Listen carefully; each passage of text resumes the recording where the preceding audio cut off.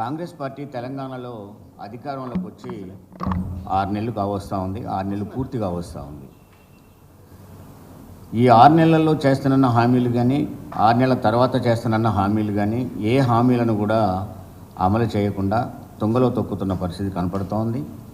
ఒక్కొక్కటిని overtake చేస్తూ ఆ హామీని వీలుంటే డిలే చేయడం, లేకపోతే డిలీట్ చేయడం అనే ఒక మెథడ్ని ఎన్నుకొని ప్రయత్నం చేస్తూ ఉంది. అందులో భాగంగానే ఒక ప్రజలలో మేజర్ భాగమైన బీసీలకు ఇచ్చిన హామీలను కూడా పూర్తిగా తొంగలో దొక్కుతోంది. ఏ ఒక్క విషయాన్ని కూడా అది పరిగణలోకి తీసుకోవట్లేదు.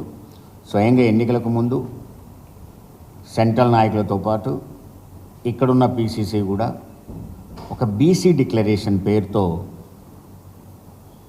ఒక డిక్లరేషన్ని ప్రకటించి అది కామారెడ్డి బీసీ డిక్లరేషన్గా పిలువబడుతూ ఉంది. దాంట్లో ప్రధానంగా బీసీలలో రిజర్వేషన్ల గురించి, విద్య కానివ్వండి, ఉద్యోగాలు కానివ్వండి, రాజకీయంగా కూడా రిజర్వేషన్ల గురించి ప్రముఖంగా నిధులు, సంక్షేమం, విద్య, వివిధ వృత్తులు, వీటన్నింటికి కూడా ఓ ప్రత్యేక సంక్షేమాన్ని కూడా ప్రకటిస్తూ ఒక బీసీ డిక్లరేషన్ని ప్రకటించింది. సెంట్రల్ నాయకులతో కూడా అక్కడక్కడ ఈ బీసీల యొక్క ఈ డిక్లరేషన్ని హామీల రూపంలో మాట్లాడించింది. దీంట్లో ప్రధానమైంది రిజర్వేషన్లు. ఈ రిజర్వేషన్ల కాడికి వచ్చినప్పుడు మేమెంతో మాకంతా అనే ఒక నినాదం బయలుదేరిన తర్వాత, బీసీలలో ఒక అవేర్నెస్ వచ్చిన తర్వాత బీసీ నినాదాన్ని పట్టుకొని మేము రిజర్వేషన్లు పెంచుతామని చెప్పి ప్రకటించారు. అప్పటి వరకు 23% ఉన్న ఈ రాజకీయ రిజర్వేషన్లని, స్థానిక సంస్థలలో రిజర్వేషన్లని 42%గా పెంచుతామని చెప్పి హామీ ఇవ్వడం జరిగింది. యాక్చువల్గా బీసీల సంఖ్య రీత్యా చూసినట్టయితే అది 55% రిజర్వేషన్ రావాల్సిన అవసరం ఉంది. క్లియర్గా బీసీ కుల జనగణన జరిపి ఆ కులాల ప్రాతిపదికన, ఆ సంఖ్య ప్రాతిపదికన మేము రిజర్వేషన్లు అమలు చేస్తామని చెప్పి కూడా ప్రకటించారు. దానికి కూడా ఒక టైం బాండ్ పెట్టారు. ఆ టైం బాండ్ ప్రకారంగా 6 నెలల లోపల జరిపి, అది బీసీ కమిషన్ ద్వారా జరిపి, దాని రిపోర్టు ద్వారా స్థానిక సంస్థల ఎన్నికల్లోనే మేము దాన్ని అమలు చేస్తామని, ఆ ప్రకారంగా చూసినట్టయితే బీసీలకు 42% కాదు, అది 55%గా రిజర్వేషన్లు రావాల్సిన అవసరం ఉంది. ఇది దేశవ్యాప్తంగా కూడా కుల జనగణన జరుగుతూ ఉంది. బీహార్లో జరిగింది, ఏపీలో రాజ్యాంగబద్ధంగానే జరుగుతూ ఉన్నారు. ఇక్కడికి వచ్చేసరికి నిర్దిష్టంగా ఒక స్టాఫ్ని కేటాయించి, ఒక షెడ్యూల్ని ప్రకటించి ఆ కుల జనగణన జరిపే విధానాన్ని ఇక్కడ దాన్ని విస్మరిస్తూ ఉన్నారు. అసలు బీసీ కమిషన్కి ఇప్పటి వరకు మీరు కుల జనగణన జరపండి, లేకపోతే మీరు రిపోర్ట్ ఇవ్వండి ఈ రిజర్వేషన్ల గురించి అని ఇప్పటి వరకు చెప్పలేదు. ఏదో రహస్యంగా జరుపుతున్నారని కిందికి ఇండికేట్ చేయడం తప్ప, ప్రజలలో తప్పుడు సమాచారాన్ని దించడం తప్ప అది స్పష్టంగా ఇప్పటి వరకు కూడా ఇవ్వలేదు. స్థానిక సంస్థల ఎన్నికలు తరుముకొని వచ్చేస్తూ ఉన్నాయి. ఫిబ్రవరి 1వ తారీఖుతోనే దాని యొక్క కాలపరిమితి ముగిసిపోయింది. జూన్లో ఎన్నికలు జరుపుతామని చెప్పి స్వయంగా ముఖ్యమంత్రి గారే ప్రకటించారు. జూన్ అంటే ఏంది, జూన్ 1 నుంచి జూన్ ఒక 30 రోజుల లోపులో, ఈ 30 రోజుల లోపులో స్థానిక సంస్థలలో నువ్వు కుల జనగణన రిపోర్ట్ తెప్పించేటప్పుడు, బీసీ కమిషన్ నీకు రిపోర్ట్ ఇచ్చేటప్పుడు, ఆ రిపోర్టు ద్వారా నువ్వు రిజర్వేషన్లు కల్పించేటప్పుడు నువ్వు ఎలా చేస్తావు? దానికి ఎంత స్పష్టంగా చెప్పారంటే ఆ రోజులలో ఆ బీసీ డిక్లరేషన్లోనే 23,973 మందికి మేము స్థానిక సంస్థలలో కొత్తగా రాజకీయ ప్రాతినిధ్యం తేబోతున్నాం మేము ఇచ్చే రిజర్వేషన్ల ద్వారా అని అంత స్పష్టంగా నీకు కామారెడ్డి డిక్లరేషన్లో చెప్పారు. అది 42% వరకే. అది 55%కి పోయినట్టయితే ఇంకెంత పోతుందో, ఎంతమందికి అన్యాయం చేస్తున్నారో రాజకీయంగా అనే దాన్ని మనం చూడాల్సిన అవసరం ఉంది. అందుకని నేను డిమాండ్ చేస్తున్నది ఏంటంటే 42% అంటే మినిమం నువ్వు ప్రకటించిన 42%ని రిజర్వేషన్ అమలు చేయకుండా స్థానిక సంస్థల ఎన్నికలు జరపకూడదు. నువ్వు స్థానిక సంస్థల ఎన్నికలకు పోతావు, అది 42% రిజర్వేషన్ ఖచ్చితంగా అమలు చేయాలి. కుల జనగణనకు నీకు టైం చాలదనుకుంటే నువ్వు 42% గెలుపు, లేదు ఇమీడియట్గా కుల జనగణన జరిపేసి దాన్ని నువ్వు చెప్పిన పద్ధతిలోనే మేమెంతో మాకంత అనే దాన్ని తీసుకొస్తావు అనేది కూడా అడుగుతా ఉన్నాం. రెండోది ఏంటి, ఇంకా చాలా చెప్పారు. ఒక రిజర్వేషన్లు రాజకీయంగానే కాదు, సివిల్ కాంట్రాక్టర్లో, సివిల్ కన్స్ట్రక్షన్స్లో, మెయింటెనెన్స్ కాంట్రాక్టర్లలో దీంట్లో కూడా 42% బీసీలకు ఇస్తామని డిక్లరేషన్లు పెట్టారు. 42% ఇస్తామని చెప్పి ఈ రిజర్వేషన్లు అటు ఉపాధి కాంట్రాక్టులలో కానీ దీంట్లో అదేవిధంగా నీకు వృత్తులలో కనుక అయినట్టయితే ఉదాహరణకు ఇప్పుడు వైన్ షాప్ లైసెన్సులలో గౌడ్ కమ్యూనిటీ, బీసీలలో గౌడ్ కమ్యూనిటీకి 15% కేటాయించారు, దాన్ని మేము 25% పెంచుతామని కూడా దాంట్లో ప్రకటించారు. ఇవి రిజర్వేషన్లో ఉండవు. స్పష్టంగా మా వైఖరి ఖచ్చితంగా 42% రిజర్వేషన్ కల్పిస్తూనే స్థానిక సంస్థల ఎన్నికలు జరపాలి తప్ప నువ్వు డైరెక్ట్గా మళ్ళీ అదే పాత 23%తోనే కనుక నువ్వు ఎన్నికలకు పోయినట్లయితే అది ఖచ్చితంగా బీసీ వర్గాలు అంగీకరించే సమస్య లేదని కూడా స్పష్టంగా చెప్పడం జరిగింది.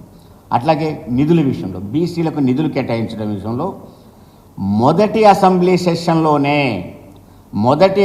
సెషన్లోనే చట్టబద్ధమైన జ్యోతిరావు పూలే సబ్ ప్లాన్ మేము ప్రకటిస్తామని చెప్పారు.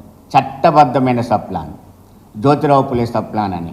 దానికి బీసీలకు సంవత్సరానికి 20,000 రూపాయల ఫండ్తో మా 5 సంవత్సరాల కాలానికి 1,00,000 రూపాయల 1,00,000 కోట్ల అంటే 20,000 చొప్పున 20,000 కోట్ల చొప్పున 1,00,000 కోట్ల రూపాయలు మేము 5 సంవత్సరాల్లో కేటాయిస్తామని చెప్పేసి స్పష్టంగా నిధుల విషయంలో చెప్పారు. కానీ మొత్తం కలిపినా కూడా పోయిన బడ్జెట్లో 12,000 కోట్లు దాటలేదు. అన్ని కలిపినా కూడా అంటే 8,000 కోట్ల రూపాయలు మాత్రమే స్పష్టంగా బడ్జెట్లో బీసీలకు పెట్టారు. మిగతా అన్ని కలుపుకున్నా కూడా మొత్తం కలిపిన 60,000 కోట్లు దాటట్లేదు, ఏది 5 సంవత్సరాల కాల పరిమితిలో. మరి మిగతా డబ్బులు 40,000 కోట్ల రూపాయలు నువ్వు ఎప్పుడు కలుపుతావు మాకు అని చెప్పి కూడా నిధుల విషయంలో స్పష్టత చేయాల్సిన అవసరం ఉన్నది. ఇక మూడో విషయాన్ని సంక్షేమ విషయంలో ఈ కులాలలో కొన్ని కులాలకి ఆ సంక్షేమం అందట్లేదు. అందుకని ఎంబీసీలకు, మోస్ట్ బ్యాక్వర్డ్ కమ్యూనిటీస్ ఏవైతే ఉన్నాయో వాటికి ప్రత్యేకమైన ఒక మంత్రిత్వ శాఖని ఏర్పాటు చేస్తామని కూడా ఆ డిక్లరేషన్లో చెప్పారు. కానీ ఇప్పటిదాకా ఆ మంత్రిత్వ శాఖ లేదు. 11 మంది మంత్రులు ఉన్నారు. మిగతా మంత్రులను ఎప్పుడు పెడతారో తెలియదు. అసలు ఆ పెట్టే దాంట్లో మరి ఎంబీసీకి మంత్రిత్వ శాఖ ఉంటుంది లేదా, ఆ శాఖను ఏర్పాటు చేసి ఎవరికైనా మంత్రి కేటాయిస్తారో. ఆ దురదృష్టం ఏంటంటే తెలంగాణలో ఏ మంత్రికి ఏ శాఖ ఉందో, ఏ శాఖ గురించి ఏ మంత్రి చేస్తున్నాడో ఎవరికి అర్థం కావట్లేదు. ఇప్పుడు దారిమడి పోతూ పలానా ఆయన్ని ఆ శాఖకు మంత్రి ఎవరనండి, ఆ విద్యాశాఖకు మంత్రి ఎవరైనా అడగండి ఏమో అంటాడు. అంటే సామాన్య జనానికి కానీ లేకపోతే చదువుకున్న వాళ్ళకు కూడా వీళ్ళ మంత్రుల శాఖలు కూడా అర్థం కాని పరిస్థితులు కనపడి. ఎందుకంటే ఏ మంత్రి అన్న పని చేస్తే కదా, పలానా విషయం పని చేస్తూ ఉంటే ఈ పనికి ఈ మంత్రి ఉన్నారని అర్థమవుతుంటుంది. పని లేదు, దానికి ఒక పేరు లేదు. అందుకని ఒక నిర్మానుషంగా ఉన్న ప్రభుత్వం నడుస్తూ ఉంది ఇవాళ. అది అవగాహన లేని ప్రభుత్వం నడుస్తూ ఉంది. ఇచ్చిన హామీలు తుంగలో దొక్కుతున్నారు, ఓపెన్గా అబద్ధాలు ఆడుతున్నారు. ఆ అబద్ధాలు మేము చెప్పామా అని ఒకసారి, చేయాలన్నా అని మరొకసారి ఘోరంగా. ఈ రోజు ఒక ఆయన కాంగ్రెస్ పార్టీ నాయకుడు మాట్లాడాడు, ఏదో సన్నోట్లకే కాదు దొడ్డోట్లకు కూడా 500 రూపాయలు బోనస్ ఇవ్వాలి అంటే అతను మాట్లాడేయండి అంటే చాలా బాధ అనిపించింది. నేను రాజకీయాలు ఇన్నేళ్ళు ఉన్నా కానీ ఇంత దరిద్రపు పార్టీని, దరిద్ర ప్రభుత్వాన్ని నేను చూడలేదు. ఆయన అంటాడు, దొడ్డు బియ్యం ఎవరు తింటారండి, పశువులు తింటే అన్నాడు. 95% పంట పండించి తెలంగాణలో బియ్యం తింటున్న ప్రజలందరినీ నువ్వు పశువులు అంటావా? అంటే తెలంగాణ ప్రజలే నువ్వు పశువులను అవమానపరుస్తావా? తెలంగాణ అంటే ఎటు గౌరవం లేదు, జై తెలంగాణ అనే పదము లేదు, కనీసం తెలంగాణ అంటే గౌరవము లేదు. దానికి పైగా తెలంగాణ ప్రజలను పట్టుకొని పశువులు అని మాట్లాడడం అనేది నిర్దాక్షిణ్యం క్షమాపణ చెప్పాలి. అసలు ముందు ముఖ్యమంత్రి అతని మీద చర్య తీసుకోవాల్సిన అవసరం ఉంటుంది, లేకపోతే తనకు క్షమాపణ చెప్పాల్సిన అవసరం కూడా ఉంటుంది.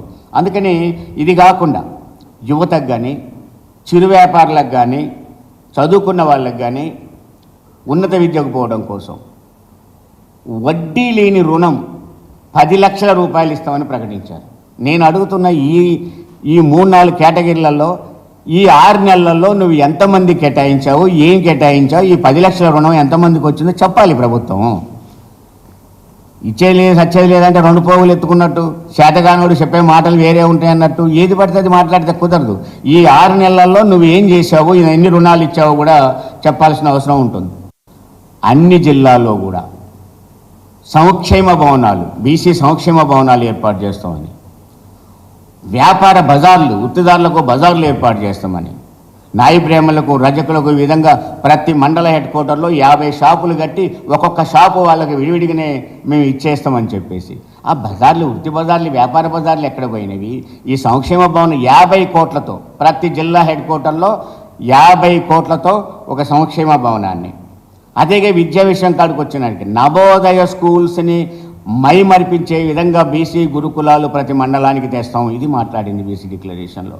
ప్రతి జిల్లా కేంద్రంలో ఒక డిగ్రీ కళాశాల తెస్తాము. ఏమైనా ఇవన్నీ కూడా అడగాల్సి వస్తుంది ఈ గురుకులాలన్నీ కానీ. అంటే నేను అనేది మీ డిక్లరేషన్లో నేను ఈ ప్రెస్ మీట్లో కొన్నే చెప్పదలుచుకున్నాను. మీరు రిజర్వేషన్లని ప్రధానంగా తీసుకోవాలి పాయింట్ కాబట్టి ఈ రిజర్వేషన్లో మీ వైఖరి ఏంటో స్పష్టంగా చెప్పాలి.